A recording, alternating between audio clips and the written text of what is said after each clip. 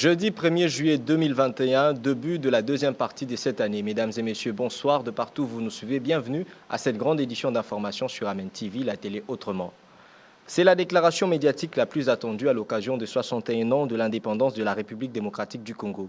En effet, le président de la République, Félix-Antoine Tshisekedi, s'est adressé à la nation en mettant en avant la lutte du père de l'indépendance pour cette victoire nationale, tout en relevant la situation sanitaire actuelle. On écoute le chef de l'État.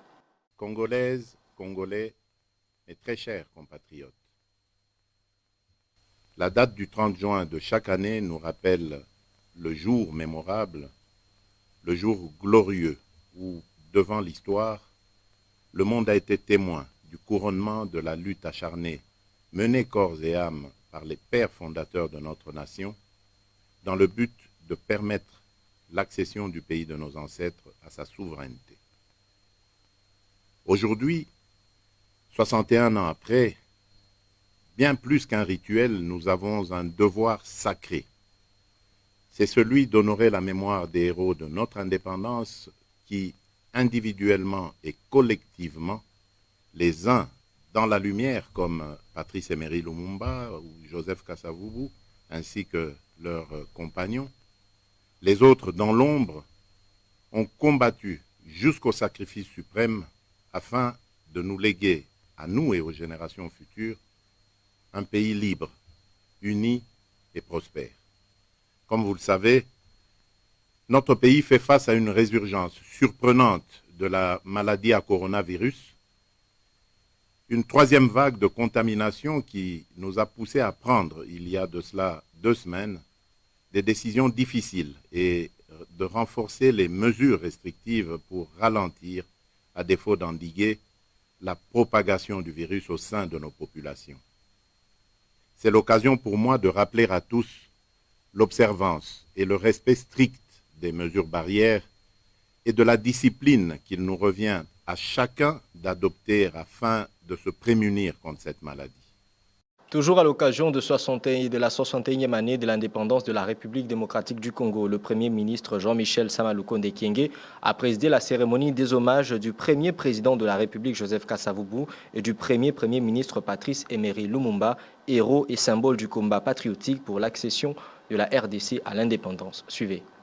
Le mercredi 30 juin, le Premier ministre Jean-Michel Sama-Lukonde Kyenge a présidé au nom du chef de l'État Félix-Antoine Tshisekedi Tshilombo la cérémonie des dépôts des gerbes de fleurs devant les monuments du premier président de la République, Joseph Kasavubu, et du premier ministre, Patrice Emery Lumumba. Tout est parti du rond-point Kipuanza dans la commune de Kasavubu, où trône les monuments du premier président de la République. La même cérémonie s'est poursuivie au mémorial Patrice Lumumba, place échangère de Limete. Différentes personnalités chefs des institutions de la République ont rehaussé de leur présence de cette cérémonie en déposant leurs gerbes de fleurs. C'est notamment les représentants des présidents de 2 chambres du Parlement, les représentants du Conseil supérieur de la magistrature, des autorités militaires et policières, les responsables des institutions d'appui à la démocratie et plusieurs autres personnalités. Après les hommages, direction la cathédrale Notre-Dame du Congo, où s'est tenue une messe d'action de grâce. Dans son homélie, tirée des livres de 2 Thessaloniciens 3, 6, 10 et 18, et de l'Évangile selon Luc 4, 14 à 22, Monseigneur Vincent Tchomba, l'officiant de cette célébration eucharistique, a mis l'accent sur l'unité et la cohésion nationale ainsi que sur le travail pour le développement du pays. La cérémonie s'est déroulée dans un format réduit en raison de la Covid-19 qui sévit encore en République démocratique du Congo en général et à Kinshasa en particulier.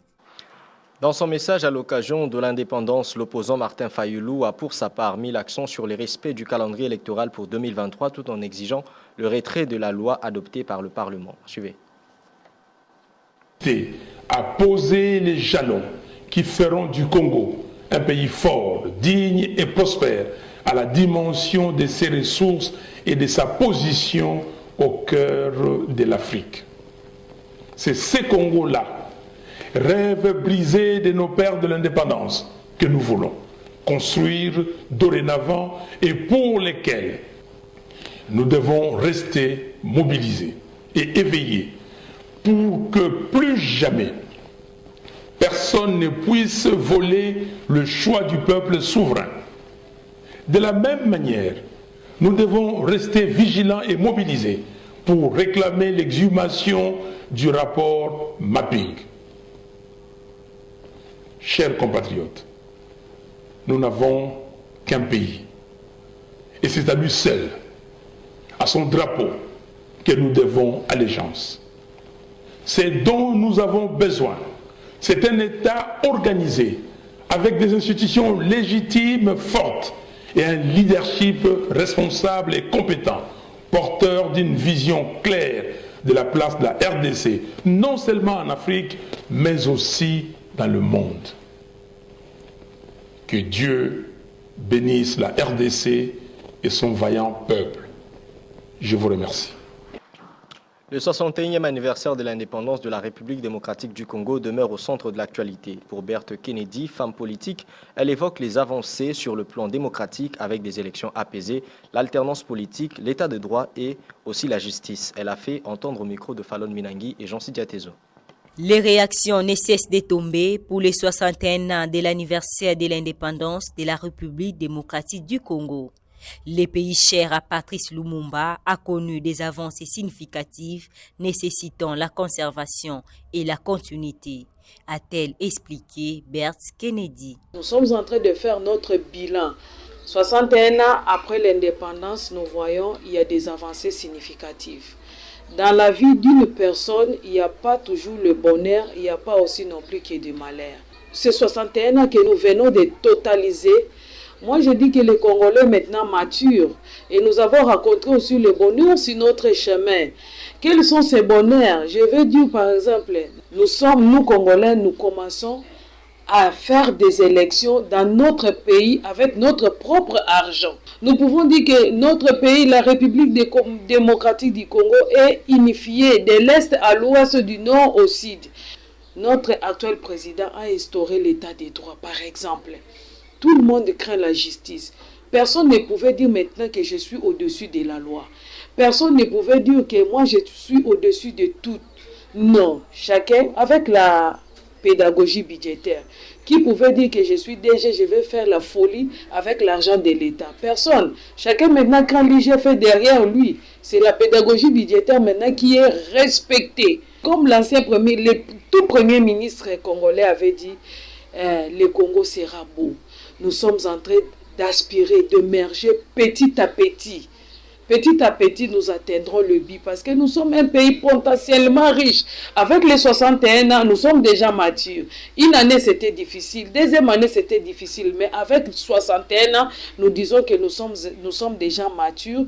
Et chacun des Congolais est en train de se préparer pour l'émergence de son pays. À en croire, l'amour, la cohésion et l'unité nationale s'avèrent priorité des priorités pour l'émergence de la nation. Et puis changeons de chapitre à présent, rendons-nous au Sénat où lors de la clôture de la session ordinaire du mois de mars, le président de la Chambre haute du Parlement, Bahati Lukwebo, a plaidé auprès des sénateurs pour que lors du prochain scrutin électoral de 2023, les élections municipales et provinciales soient une priorité pour la CENI. Arfalon Bassakissa. Publié le 30 juin 2021 à 13h20, 51 secondes, il a dit, lors de la clôture retardée de la session ordinaire de mars devant les sénateurs, dans son allocution, le speaker du Sénat a exprimé la volonté des acteurs sociopolitiques de voir les prochains scrutins être crédibles et transparents. La CENI devra présenter un calendrier où la priorité sera l'organisation des élections locales pour rendre effective la décentralisation, socle du développement dans les entités locales. À commencer par les chefs de l'État lui-même jusqu'aux citoyens ordinaires, tout le monde n'est gire que par l'organisation des élections apaisées. S'agissant des préparatifs de ce 4e cycle électoral, le président de la Chambre haute du Parlement a convié l'exécutif à mobiliser les moyens conséquents pour son effectivité. Au préalable, a-t-il insisté, il faudrait passer par les recensements de la population. À haute voix, les remplaçants de Tambwe Mwamba a rappelé la nécessité du consensus autour des réformes de la loi organique portant organisation et fonctionnement de la CENI et de la loi électorale. Au chapitre social, Modeste Batilukwebo a reconnu que les besoins de base, l'emploi, les logements et l'accès à l'énergie électrique et à l'eau n'ont pas connu une évolution positive. Toutefois, l'autorité morale de l'AFDCA a salué l'orientation du chef de l'État Félix-Antoine Tshisekedi Tshilombo. Celui-ci voudrait que chaque territoire puisse bénéficier d'une allocation spéciale dans le budget 2022. Changeant de chapitre, direction l'Assemblée nationale où ce jeudi 1er juillet, les députés nationaux de l'Ituri ont tenu à rencontrer le président de la Chambre basse du Parlement, Christophe Mbosonkodia, pour l'informer dans les détails de la situation que vivent les électeurs dans la province en proie à l'insécurité, aujourd'hui en état de siège décrété par le chef de l'État depuis le 6 mars dernier. Après avoir échangé avec le président de l'Assemblée nationale, ces élus nationaux de l'Ituri ont promis de rencontrer le Premier ministre Sama Lukonde dans les prochains jours pour la même raison.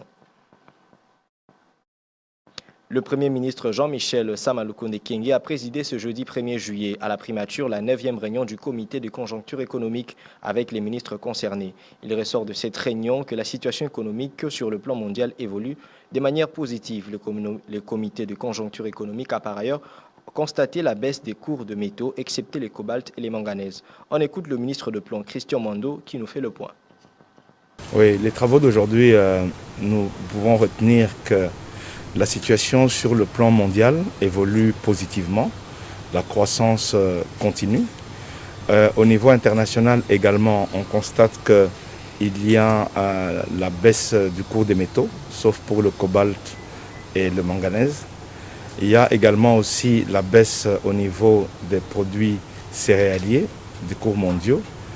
Cependant, au niveau interne, on a constaté une certaine accélération du niveau de formation de prix. Le Premier ministre a ainsi demandé au ministre de l'économie de bien pouvoir suivre les causes de cette évolution pour pouvoir juguler cela.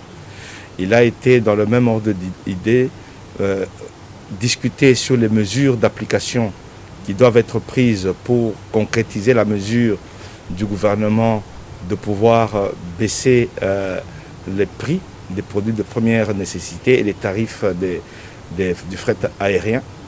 Il a été constaté également, enfin, que le taux de change du franc congolais reste maîtrisé par le respect du pacte de stabilité entre la Banque centrale et le gouvernement. La tendance est toujours stable. On a gardé une certaine stabilité au niveau des réserves nationales, mais la tendance est toujours à la hausse. Puis changeant de chapitre pour parler sécurité, rendons-nous en Ituri où pendant 3 jours les forces armées de la République ont mené des offensives et contre-offensives contre les groupes armés ayant causé la panique à Ndimo et Otomaber. Plusieurs armes ont été récupérées et l'armée sécurise désormais les territoires et la route nationale numéro 4.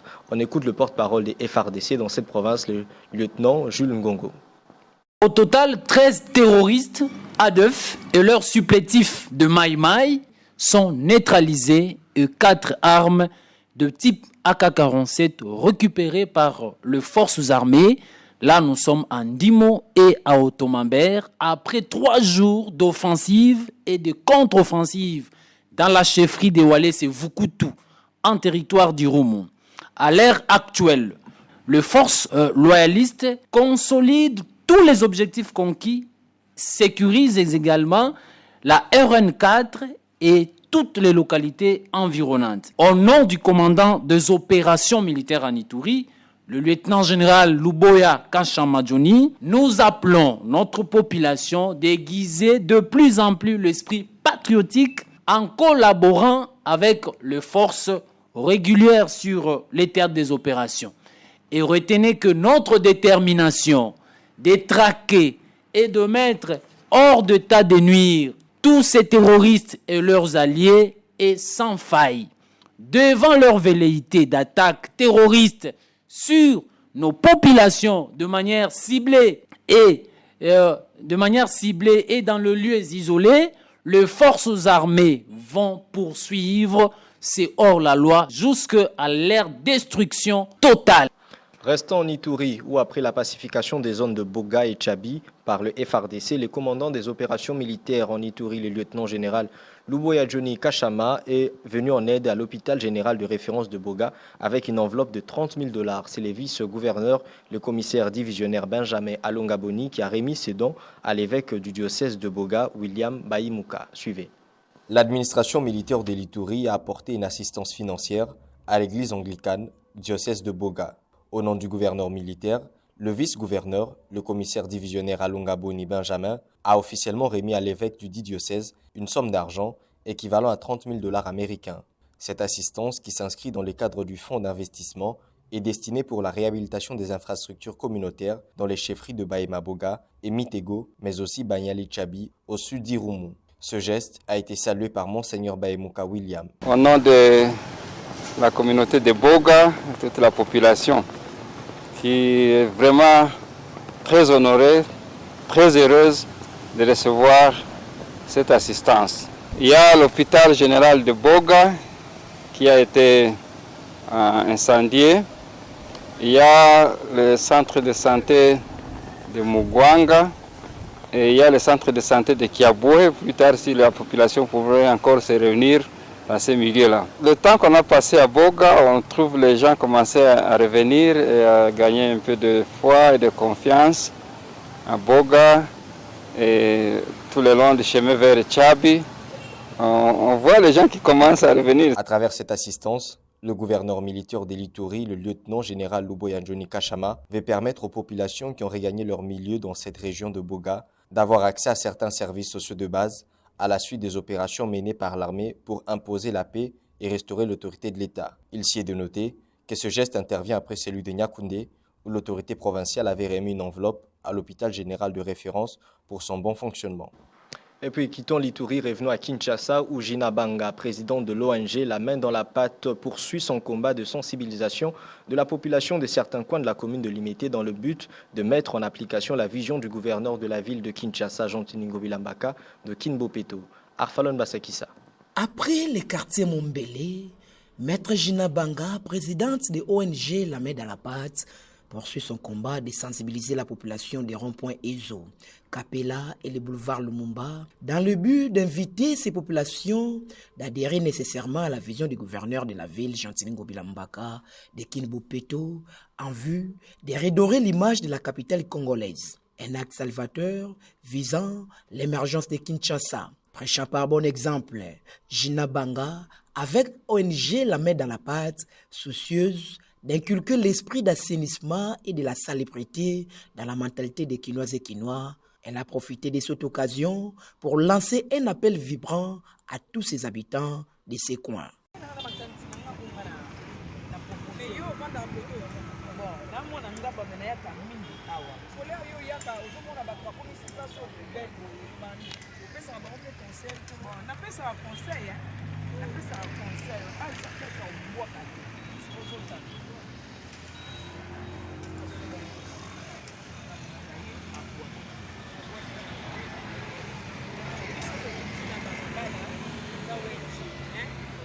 La Main dans la Pâte, qui dans le cadre de Kinbopeto, pour sensibiliser les Kinshasa, il faut ezonga Kinshasa ekozala kaka ndenge totikeli yango boye te. Moi mituko nyonso soko landi bapesaka ba 1000 francs na bango po balala. Mais ba 1000 francs bapesaka mbo bapesa l'État zwaka yango te koma pas l'État te. Mais même na idée wana lokwa tozwa mbongo wana to rendre place wana tozwa mbongo ya ofele propre ezali yango biso Kinbopeto tokiti totala na ndenge ni place moko misango propre mama so message na biso ezali da yo ke na ndako tobela mwana tobela voici tobela papa pembeni ke totika koboma Kinshasa spécialité ezali opesi bano balokota na poubelle ake na ngo akesi ake bwana mama moye ça peut pas monter là est-ce que gouverneur akoki kozongisa service hygiène te gouverneur de ville de Kinshasa akoki kozongisa service hygiène te azongisa service hygiène oso bazongisi service hygiène Kinshasa ekozala na propre mutu abebisi même na liboso lopangu na ye aza na kitance na ye bafutisi amandi na ye amandi nde fo basala banke basala banke ake nofutaka kitasi na ye bakateli yo temps soki aza amandi ya 5 000 atike kitasi akofuta amandi na ye na banke po mutu nyonso akorespecte akotia lisusu salite te. Retenez par ailleurs que Gina Banga prévoit la reprise des travaux communautaires communément appelés Salongo dans la commune délimitée et ses quartiers dans un futur proche pour lutter contre les immondices faisant rage dans certains coins de la ville de Kinshasa. Et voilà, c'est par ici que prend fin ce journal. Merci d'avoir suivi cette édition qui était sous la supervision de Arfalon Basakissa, Emervedi Bangoula, Jean-Sidi Atezo et montage et Tishik Touba pour le mixage. Quant à moi, je vous dis au revoir et à la prochaine.